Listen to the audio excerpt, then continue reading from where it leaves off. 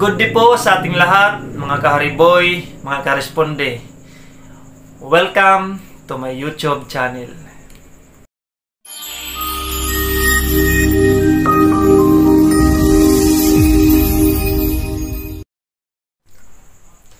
So in this video, mga karesponde, ay pag-uusapan natin ang tungkol sa mga insidente.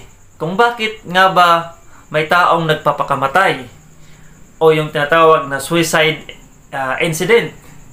Bakit nga ba mayroong shooting incident o bakit may taong binaril, ano ang dahilan, o bakit may taong sinaksak, pinagtataga, ano ang mga naging common na rason at paano at nangyari po yon. At langlaw na po sa vehicular accident. Ano po ang mga rason o karaniwang rason kung bakit nagkakaroon po tayo ng mga vehicular accident at iba pa na mga emergencies na insidente po na nangyayari na amin pong narespondihan. By the way, ako po ay isang EMS crew o rescuer at sa video pong ito ay akin pong ibabahagi sa inyo ang aking mga naging karanasan sa pagre-responde at ibibigay ko po rin sa inyo kung ano yung mga naging rason at nangyari po iyon na mga insidente. So sa amin pong EOR, sa area of responsibility po namin, sa 100% po na insidente na nangyayari, 5% po dito ay patungkol po sa suicide incident. So sa video pong ito ay atin lang itatakil muna ang suicide incident po, no? Namin pong narespondihan. So disclaimer lang po, no? Ito lang po ay based po sa aking personal na experience sa pagre-responde, no? So simulan na natin. So ano ba yung suicide? Yung suicide po ay isang uri po ng pagpapakamatay na kung saan tayo po mismo ang nagbibigay ng pasakit o pahirap sa ating sarili na kung saan ang ating intensyon ay patayin o wakasan po ang ating mga buhay. And according po sa Cleveland Clinic article, suicide is the 10th leading cause of death in the US. One person dies by suicide about every 11 minutes. It is the second leading cause of death among people ages to 10 to 34. The fourth leading cause of death among people ages 34 to 54. And so on and so forth. So yun po yung suicide, no? Marami pong uri po ng pagpapakamatay. Pwede po, example po, pwede po sa pamamagitan ng pagbabaril sa sarili, paglaslas sa sarili, o kaya paghang sa sarili, upang wakasan ang buhay. So yun nga, no, mga karesponde, simulan po natin sa isang 14 years old na babae na kung saan siya po ay nagpakamatay o nagtangkang magpakamatay, no? Amin po itong narespondihan. Siya po ay unconscious na ng mga oras na yun na puntahan namin, unresponsive, at yung kanyang mga vital signs ay masyado na pong mahina, no? Agad po namin itong isanakay sa aming ambulance at agad po namin itong i-transport papunta po sa pinakamalapit na ospital. Ang kanya pong mga mata ay hindi na po nagre-react sa flashlight. At kami po, ala ko po na nandun po mismo sa loob ng ambulance na nakabantay sa kanyang mga vital signs. At nasasabi ko pong sobrang hina na po ng kanyang mga vital signs. So, natunayan nga po, nang nadama ko o pakiramdam ko na wala na ang kanyang pulso at ang kanyang breathing, ay agad pong inactivate ko yung agad po namin inactivate yung CPR. So sa awa po ng Diyos naman ay na-revive po yung babaeng iyon na 14 years old, no? Nakagawa lang po tayo ng 30 chest compression at yun nga po ay ang babae o yung pasyente po ay umubo. At yun nga po, unti-unti pong bumalik ang kulay ng kanyang muka kasi po siya po ay naputla nung mapunta namin. At unti-unti pong nanunumbalik din ang buhay sa kanyang mga mata. So habang pong siya ay nagkaroon ng malay, so dumilat po ang kanyang mga mata. At yun nga po, ako po ay nagulat po sa mga sumunod na mga nangyari, sapagkat ang mga sinabi niya ay nakakalungkot, no, pakinggan. Ang sabi niya po ay ganito: bakit daw siya ay buhay pa? Siya po ay umiiyak at sobrang nagagalit na sinabing bakit ako ay buhay pa. So napakalungkot pong pakinggan na ang babae ngayon ay gustong-gusto na talaga mapakamatay, no?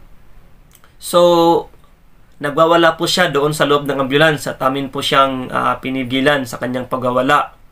So napaisip ako ng malalim kung ano ba ang naging rason, dahilan kung bakit ganito ang kanyang naging karanasan, na sobrang gusto niya talagang mawala ang kanyang buhay. So yun nga po, pagdating namin sa ospital ay aking pong tinanong ang kanyang kapatid na kasama niya mismo doon sa pagpuntang ospital, kung ano po yung naging rason kung bakit nagawa ito ng kanyang kapatid. Ang sabi lang po sa akin ay hindi daw po ito ang unang beses na yung kanyang kapatid ay nagtangkang magpakamatay. Ito po yung pinakamalala. Ito po yung pangalawang beses ang mas lang na naging mas malala. At sabi niya, dahil daw lagi daw itong pinapagilitan ng kanilang mga magulang, no? Kasi nga rin, sabi niya, dahil ang bata daw ito ay pasaway daw din, no? So hindi naman natin interview o matanong yung pasyente nga, kasi yung pagdating po namin sa ospital ay hindi na po siya makausap kasi nga siya po ay nakatulog, no? So hindi ko na rin po tinanong kung gaano po kasevere o kalala yung pagpapagalit na ginawa sa kanya o pinaranas sa kanya at tumantong nga sa ganun. So po, no, mga karesponde, so yun po yung naging rason kung bakit po yung ang 14 years old na babae ay nagtangkang magpakamatay, no? Dahil lang po ito ay pinagalitan po ng kanyang laging pinapagalitan ng kanyang mga magulang. Meron nga din po akong nabasa sa social media na mayroong isang estudyante sa engineering na nagpakamatay dahil lang din siya ay iniwan ng kanyang boyfriend, ano? So may mga tao pong ganito, mga karesponde, mga taong mahina po yung sinasabing emotional quotient, mga taong hindi kayang matanggap ang nangyayari sa kanilang buhay, ay wala silang ang papiling nila o pakiramdam nila, wala ng pag-asa, pakiramdam nila wala na silang silbi, pakiramdam nila walang wala nang kwenta ang kanilang buhay. So parang ganun po ang nangyayari. So ito po ang masasabi ko lang po, no, na tayo po, kapag nakita po natin ang ating mga mahal sa buhay na lagi pong tulala, nag-iisa, at lagi pong nagkukulong sa kwarto, ay wag po nating hayaan na ganun, sapagkat hindi po natin alam na mayroon na pala siyang ibang iniisip, no? Baka pakiramdam niya ay baka iniisip niya na mawala na sa mundo, masabuting mawala na sa mundo. So bigyan po natin sila ng atensyon, no? Atin pong maging mapagmatsyag po tayo sa ating mga mahal sa buhay. Baka hindi natin alam, meron tayong isang kasama sa ating mahal sa buhay na meron na palang malaking pinagdadaanan, no? Hindi natin alam na baka mangyari na po sa ganito. So yun po, no, atin po silang laging tingnan.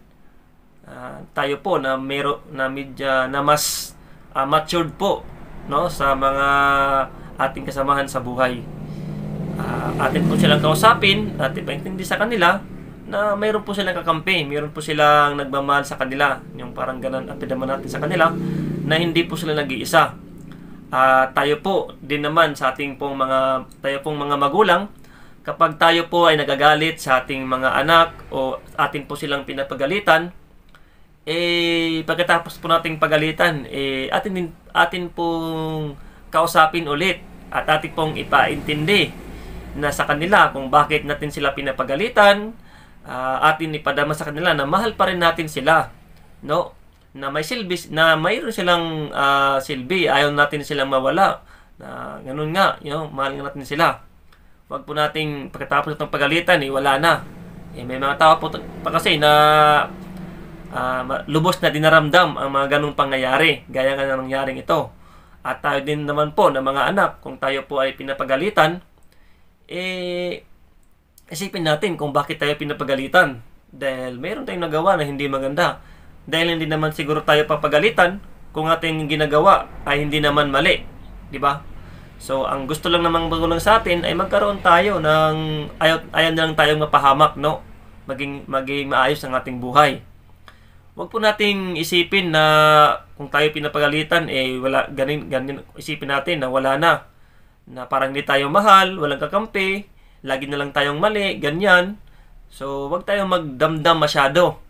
So, huwag nating wakasan ang ating buhay. Hindi po ito ang solusyon sa mga problema. Kahit ano po ang ating problemang dumating, depresyon, mga pagsubok sa buhay, at pakiramdam natin wala nang pag-asa, pakiramdam natin wala nagmamahal sa atin, pakiramdam natin tayo na nag-iisa, huwag po nating kunin ang ating buhay. Isipin po natin na lagi pong nandyan ang Panginoong Diyos sa atin, no? Kahit ito na lang po ang ating panghawakan, no? Kahit ito po ang ating iniisip na parang wala nang nagmamahal sa atin, walang pag-asa, isipin natin na mayroon pang Diyos na laging nakakaalam, nakakaintindi, at laging andyan para sa atin. No? Ang buhay po ay napakahalaga. May iba nga dyan po, gumagasto po ng libo-libo, milyon-milyon, para lang madugtungan ang kanilang buhay. Tapos tayo po ay atin lang itong mawakasan. So, wag po natin itong hayaang mangyari sa ating mga mahal sa buhay, no? Wag po nating hayaang mangyari ito, no? Kaya nga po, ay atin po silang tignan, no? Atin po silang kausapin, no? Kung ano man ang mga problema ng kanilang kinakaharap, na ating ipaintindi sa kanila na lahat po ng problema ay may solusyon, no? Wag po nating hayaan lang sila na uling natin pinapakialaman. So, yun po, no? Ang ating napulot po na leksyon dito sa nangyaring ito na responde namin. So, according nga po sa Cleveland article, meron po tayong 3 bagay po na dapat nating isaalang-alang para ma-prevent po natin yung suicide, no? Ito po yung individual factors, relationship factors, and community, cultural, and societal factors. Dito po sa individual factors, has attempted suicide in the past. So, kagaya po ng ginawa nating halimbawa kanina, na kapag ang isang tao ay nag-attempt ng mag-suicide, ay posible pong kanya itong ulitin pa, no? Sa ibang mga panahon. So, kailangan nating dubling ingat at pagbabantay ang ating dapat ibigay. Has a mental health condition such as depression and mood disorder. So, has long-term pain or disabling or mental illness. Express feeling of hopelessness. Has money or legal problem. Has violent or impulsive behavior. Sa relationship factors naman po, has a history of physical, emotional, or sexual abuse, or has lost a relationship through breakup, divorce, or death, has a family history of death by suicide. So, and sa community factors naman po ay pwedeng yung isang tao ay nahihiyang humingi po ng tulong, especially po help for mental conditions. So, yun po yung 3 factors natin na dapat nating isalang-alang, no? At nating maunawaan at maintindihan. So, ayun po, no, mga karesponde, mga kahariboy. Sana po I hope ay meron po tayong napulot kahit konting aral sa video ito na aking pong nagawa. So, gagawa po ako ng part 2 sa video ito, no? Atin pong alamin naman kung ano po yung naging dahilan ng isa namang guro na kung bakit po siya ay nag-commit ng suicide. sa part 2 pong ito ng video na aking gagawin. So maraming salamat po sa nanood at lahat po ng nakinig o nanood po ng video ito. Mabuhay po kayong lahat.